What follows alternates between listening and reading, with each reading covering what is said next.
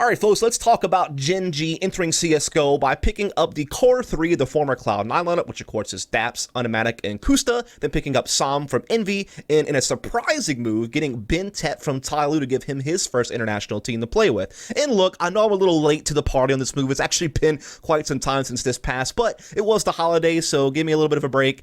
And the rollout of this lineup announcement actually did come kind of slow, to be fair. Like Daps, Autimatic, and Koosta got announced pretty early on, but it took a while before we found out about Sam, and even longer for BnTeT, probably due to different complications with negotiations or contracts or what have you. But we're here in the end, and we're looking at this Gen.G team. And I think before we run down the lineup player for player, which is kind of what I always do with these, acquisitions, unless it's just like a kind of a move here or there, is look at the fact that we did have Daps, Autimatic, and Koosta playing together on Cloud9, and things went really fucking piss poor. I mean, things really didn't go well at all on this team. I mean, obviously they're going to be playing with the new 4th and 5th with Sam and BnTeT instead of who they were playing with previously.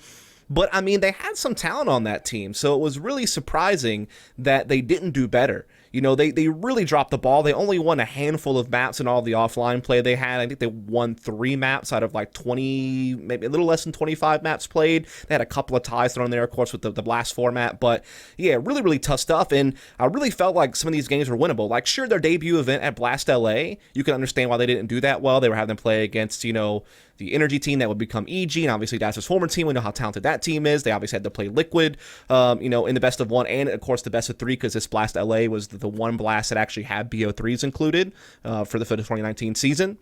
And so, yeah, that was definitely a tough one. And then we know that Renegades, which is now 100 Thieves, also a pretty solid team. So they definitely had a trial by fire in their debut event. Fair enough. Then they go and they play against Fury at Arctic Invitational. Pretty solid top 10 team in the world at the time. So, again, understandable that they would lose this series. It was kind of a tough format. It was single elimination best of 3. And so they only got to play that one best of 3 against Furia. And both maps were pretty close, but they ultimately lost that 0-2. But then they got another month under their belt before their next offline competition, which was EPL Season 10. And this is where you felt like they should really get going, because you essentially had a complexity team that was brand new because they had just brought on, their new in-game leader over there. And they were also still in the process of getting new players. Like, this is obviously before they picked up Config and Poise. This is back when they were still playing with Def and Co. And so they were in the middle of a transition, and they just picked up a new in-game leader, and you didn't really know where things were going just yet. And they also just picked up Rush as well. So, I mean, there's a lot of moving parts at that point, right? When this complexity organization is bringing in, a guy like Blame F, who's Danish, and wondering about all the different, language barrier things, stuff like that. And even Obo hadn't been on the team that long. And so that was, I think, an opportunity for Cloud9 to get something, and they did win a map in that series, but ultimately lost the best of 3. Then they went up against an EU United team who was also having a lot of problems, and were in the middle of a transition period, actually, because Vanity actually got removed from the team just after this group stage, and then wound up getting replaced by Moose, and Freakazoid became the in-game leader. So this team was kind of in flux at the time, and they weren't necessarily like a really big contender in NA or anything like that, kind of like a middle of the pack team. So again, there were some opportunities here. I mean, obviously EG was the other team they had to play in this group, and that was always going to be, probably lopsided, but they had some chances against these other teams, and they could not get the job done. They came dead last in the group, so they didn't even make the second group stage. And then, of course, they went to Blast Copenhagen, and they lost all their maps except for a tie against Navi, and a lot of the maps that they lost were mega lopsided, like just barely posting up any rounds at all. So with that in mind, you do have to worry a bit here for Gen.G, because this is the core 3. Again, yeah, some of the talent's a little bit different, but you have to wonder, are they going to run into some of the same problems that they had before? Obviously, Autimatic's going to be back into a primary opping role on this team because there's no Mixwell here, but everybody else is probably going to be about the same, right? Daps is obviously going to be the in-game leader, leading in the main control group usually, and then Koosta is probably going to be more of a supportive type player. So, again, I just don't know what's really going to change between this core 3 for them to work better together and have a better opportunity to perform better. I'm not really sure. Is it really just changing 2 players is really going to do that, or something there? Because I remember Daps saying, in some interviews and stuff, the reason why the Cloud9 team struggled a lot was obviously they had the whole situation with TENS, where things didn't work out, and he disagreed with the playing style of the team, and that caused a big fracture, and then they had to bring in kind of a new 5th towards the end. So yeah, I can understand that, but one of the things that Daps said was there was no core to this team, right? It was just like 5 players coming together. Obviously, Daps had some history with Mixel, but it had been a long time, and he hadn't played with them that much. And so it's like, well, that's still going to be the issue here. There still is no core to this team either, other than the 3 that came from Cloud9, which you claim wasn't a core. So there's a lot of question marks around that. You know, I think that's one big thing you have to really worry about for Gen.G going forward. And obviously Gen.G is a big organization, so this is big for them becoming in the CSGO. I mean, they are well known for League of Legends. They're behind the Soul Dynasty in the Overwatch League. They have, you know, players in PUBG and other BR games as well. So a pretty big organization to be stepping into CS. And so, you know, they pick up this team, which again, on paper looked good, but I would have said the same thing about Cloud9. They didn't do anything on the LAN events they were playing at the last, you know, 4 to 5 months of 2019. So definitely some concerns here, but let's look at the lineup man for man now. Let's kind of do that. And we'll start with Daps, obviously a very notable in-game leader in the North American scene, particularly known for his success with Gen.G.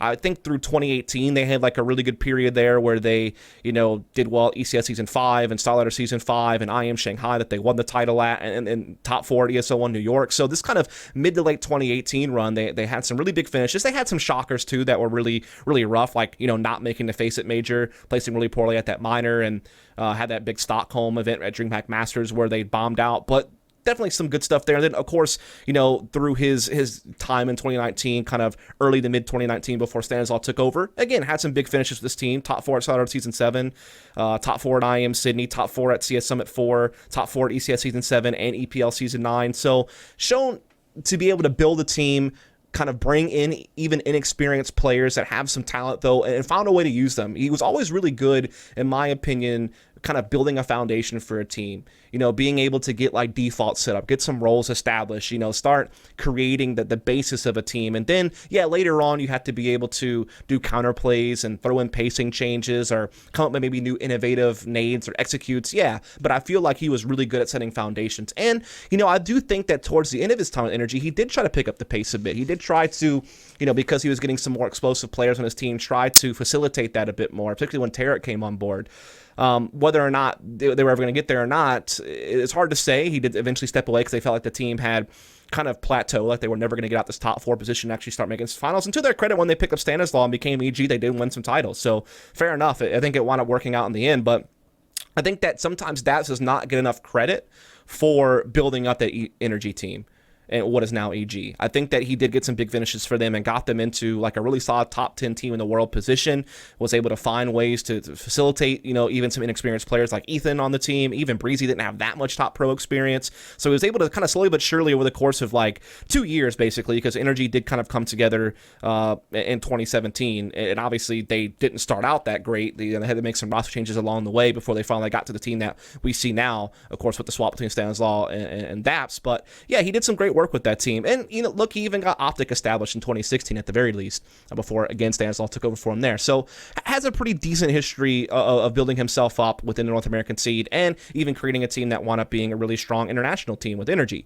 So, again, I think he is a capable in-game leader. I think that, you know, obviously the knock against him is always going to be his individual skill level is not as high, especially nowadays where most of the in-game leaders on the top 10 teams in the world also can produce really well in the fragging department.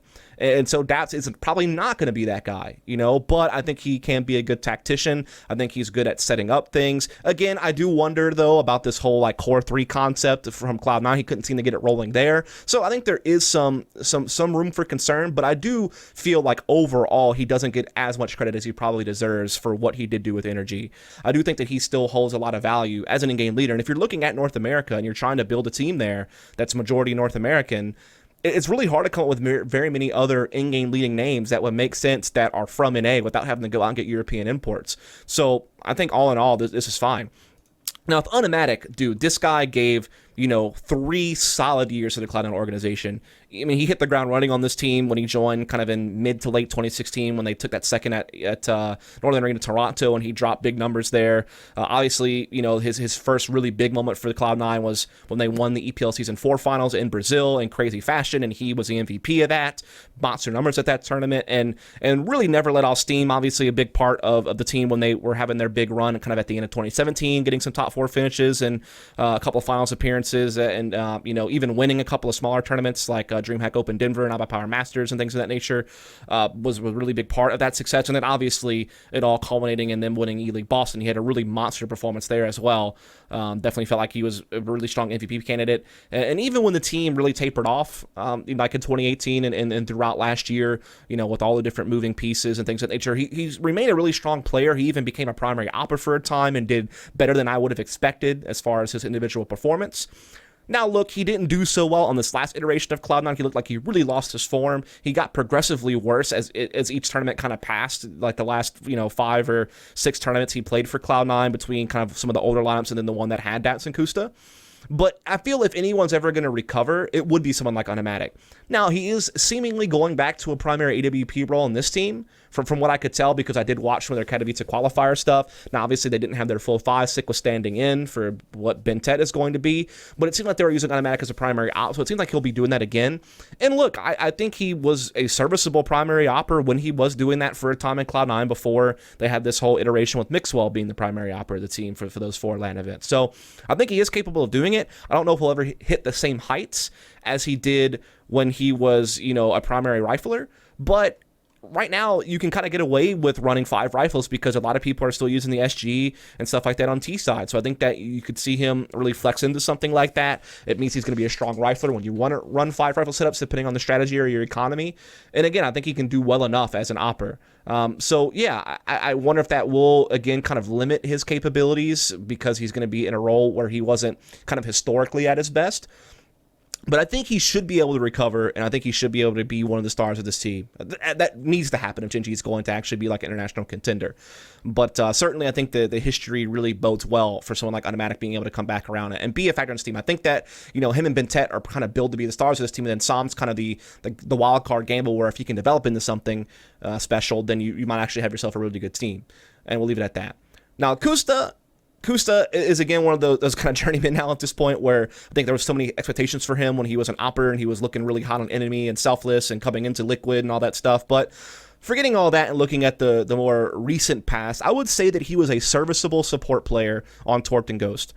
He even kind of drifted that direction towards the end of his time with CLG when he kind of started giving up opping to Ricky and stuff like that.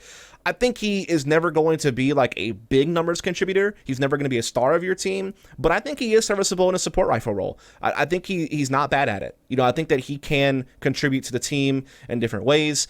I don't know that he'll ever, again, give you the numbers that you might want, but he usually rifles okay. Like, usually he's in the mix. Like, he's in the high teens to low 20s. He's certainly not like an anchor or anything like that on this team. And again, he can play some of the roles that maybe people don't want to play, kind of be the glue of the team.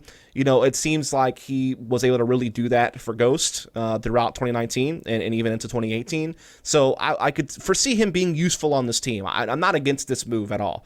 Like, certainly, if you're thinking down the line, man, if this doesn't work, who can we replace? It seems like Daps is good, and Autimatic and BnTeT are like the safest players that probably won't really move around if you need to make roster moves down the line. So it would be like Koosta and Sam who would be a little bit on the chopping block and things start going wrong. And then with Sam being so young, you're probably going to give him a little bit more room. So yeah, I guess Koosta's kind of on the button in that regard. But again, I think that he can contribute like as a support type player. So I'm not mad at it. Now when it comes to Sam. Obviously, there's not much to talk about when it comes to history of the guy because he pretty much has only played a handful of LANs, and pretty much all of them were with Envy, right? He played 4 LANs with Envy, EPL Season 9, IM Chicago, DreamHack Masters Malmo, and then EPL Season 10.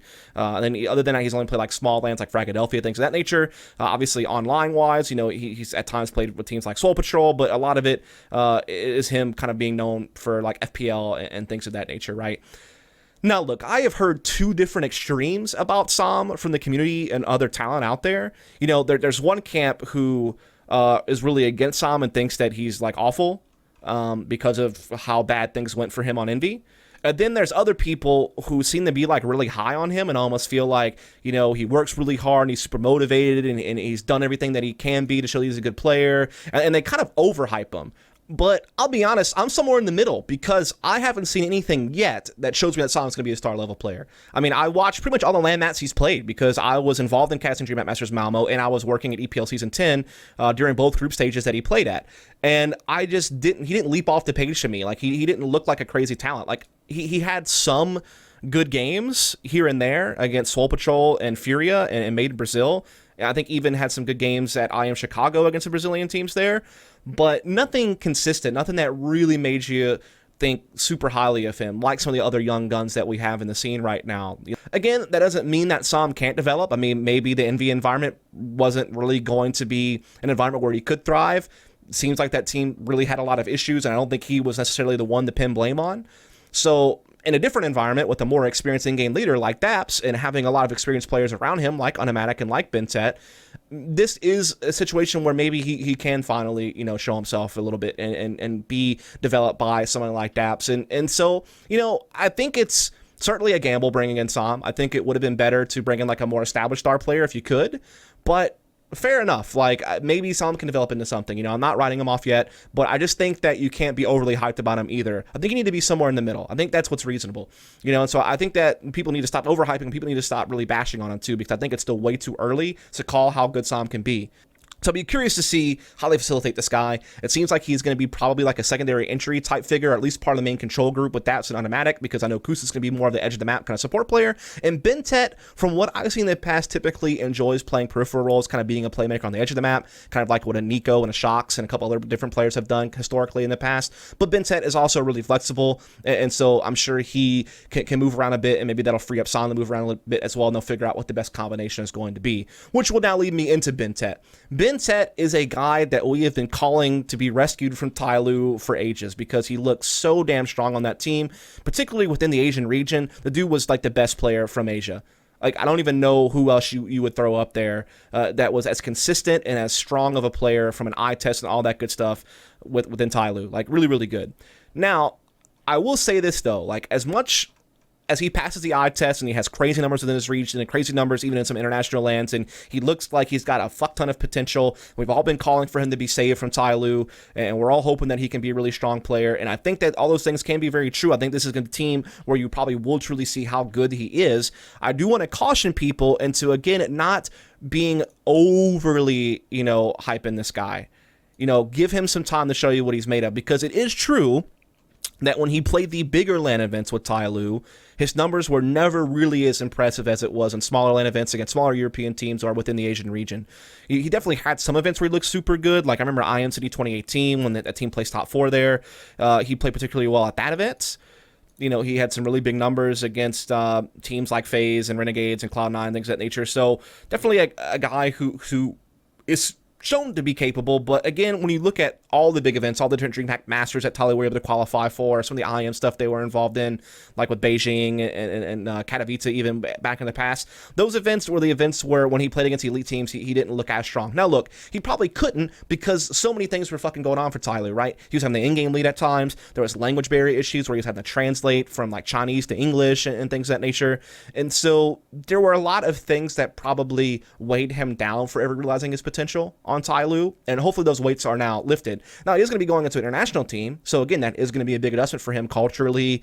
Apparently his English is really damn good, but again, when you're trying to do it on the fly in the heat of the moment, and you have to do it like really quickly, that can obviously, put a little bit more of a burden on using English for someone who's not a native English speaker. So I think there actually are more question marks over in BnTeT than people are probably considering. When you're thinking about him in big events versus him in smaller events, him having to move to an international team, doing English on the fly, being in a whole new environment with a bunch of North American players, which is much different than what he's used to. There's a lot of different things that are going to cause some question marks to be there for BnTeT. And so while people think this is a grand slam signing for Gen.G to pick up BnTeT, and I would tend to agree to a pretty big extent on that, there are definitely some reservations for me because of some of these things that I've mentioned. I just think that people should probably take that into consideration. And because of that, I think that maybe you should have maybe slightly lesser expectations than what you currently do. Like, I think it's going to take a little bit of time for BnTeT to settle into an environment like this and actually hit the numbers that you're probably hoping he'll hit. Because I think people might have this idea that BnTeT's going to come in and drop in fucking 30s all the time. They're going to be the superstar player. And I think he eventually could get to a level like that. But I do wonder if he will actually be able to do it and then how long it's going to take to actually get there.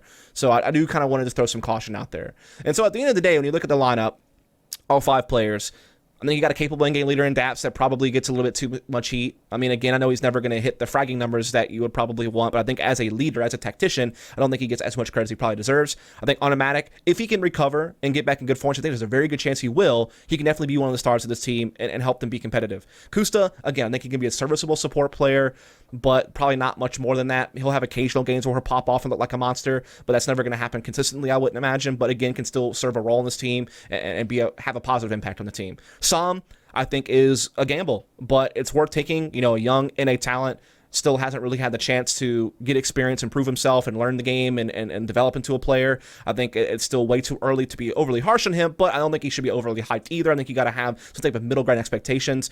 If he can wind up developing into a star player, then all of a sudden this team gets interesting because you have Autimatic sitting there, and then you have BnTeT, who so far is like a really strong player. He's passed every test he's taken so far, for the most part. He's had very rare off events, but it's just, can he step up to the level of having to play against, you know, top European teams, top North American teams on a consistent basis in different league play and tournaments? He'll finally get that chance, I guess. So Dow has been airlifted out of the Asian scene, which has long time been kind of behind the meta, and there's been a bunch of different issues, stuff like that, with communication. So this is his big chance to join an international team with a capable in-game leader and a capable kind of sidekick and Autimatic probably, and then see what he can actually do. Look, I'm going in with kind of low expectations for Gen.G just because this core 3 had real issues when they were in Cloud9 at the end of 2019, and then for me, Sam is still a big question mark. So that leaves a lot of room for caution, but I think BnTeT is a killer signing, but there's definitely a lot of things that could stop them from being a really strong team. So we'll have to see how it plays out. Hope you folks enjoyed the video. If you did, please subscribe for more content. Catch you next time.